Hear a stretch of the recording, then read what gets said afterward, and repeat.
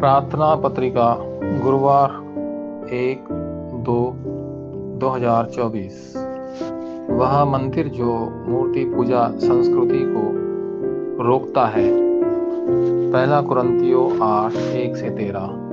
अब मूर्तियों को बलि किए गए भोजन के बारे में हम जानते हैं कि हम सभी के पास ज्ञान है। ज्ञान फूलता है परंतु प्रेम बढ़ता है। जब आप रविवार को आराधना करते हैं तो प्रार्थना करने के लिए आपको धीरे धीरे सांस लेनी चाहिए। यदि आप पूरे दिन ऐसा कर सकते हैं तो आप अंधकार की भयावहता को दूर करने के लिए जबरदस्त आध्यात्मिक शक्ति प्राप्त कर लेंगे। जो लोग मूर्तियों की पूजा करते हैं वे गलत चीज़ों को पकड़कर प्रार्थना करते हैं। नेफिलिम लोगों द्वारा बनाई गई मूर्ति पूजक संस्कृति के कारण मानसिक रूप से बीमार लोगों की संख्या तेजी से बढ़ रही है। एक ऐसा मंदिर बनाया जाना चाहिए जो इसे रोक सके। कोरिन्थ के चर्च में बाजार में मूर्तियों को बलि चढ़ाकर बेचे जाने वाले भोजन को खाने पर बहस की।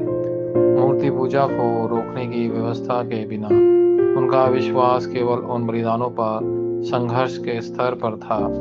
आपको उस सटीक वाचा को पकड़ कर रखना चाहिए जिसका उत्तर देने के अलावा परमेश्वर के पास कोई विकल्प नहीं है।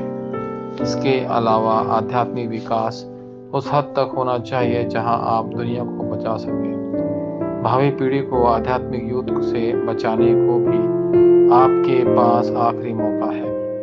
इसके अलावा मंदिर बनने के बाद आपको दुनिया भर के उन चर्चों को बचाना होगा जो अपने दरवाजे बंद कर रहे हैं। फिर वह कौन सा मंदिर है जिस पर प्रतिक्रिया देने को अलावा परमेश्वर के पास कोई विकल्प नहीं है? पहला, वह मंदिर जिसमें शाश्वत वाचा है।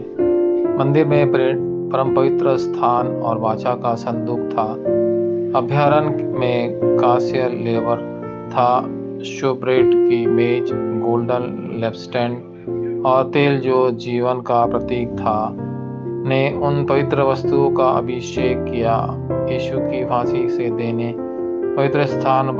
परम पवित्र स्थान के बीच का पर्दा 2 टुकड़ों में फट गया था। इब्रानियों 6:19, जिसका अर्थ था कि अवरोध टूट गया था।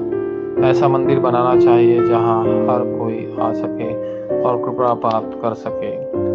दूसरा, वह मंदिर जिसमें 3 आंगन है।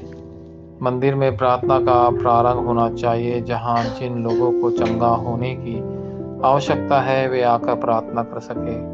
बच्चों को प्रारंभ जहां अवशेषों को शिखर के रूप में खड़ा किया जा सके, और अन्य जातियों का प्रारंभ जहां 2-3-7 देशों के लोग आ सके। तीसरा, वह मंदिर जिसमें बाज़टीन है। पहरेदारों को बाज़टीन पर रखा जाना चाहिए। राजमार्ग का निर्माण किया जाना चाहिए और बैनर उठाया जाना चाहिए ताकि सभी राष्ट्र आ सके। यशायाह 62:6-12। इसके अलावा 3 आंगन 24-25 और अनंत काल लोगों को बचाने वाला एक प्लेटफॉर्म बनाकर यह एक वॉच टावर के रूप में काम करेगा जिसमें रोशनी होंगी और लोग आएंगे और परमेश्वर के साथ संवाद करने के लिए एंटीना लगेंगे। अवशेष के 7 बाज़टीन सिखाने की तैयारी की जानी चाहिए। इसके अलावा एक चर्च जहां 2-3-7 देशों के नेतृत्व आ सकते हैं देखने लायक जगह है, और जब वे जाएं तो खाने के लिए भोजन, और चर्च जहां बीमार लोग आ सकते हैं। प्रार्थना करना और बाकी का निर्माण किया जाना चाहिए। वाचा संबंधी प्रार्थना। प्रिय परमेश्वर, इस सप्ताह मुझे नई कृपा और नई शक्ति का अनुभव करने में मदद करें। यीशु मसीह के नाम पर मैं प्रार्थना करता हूँ, आमीन।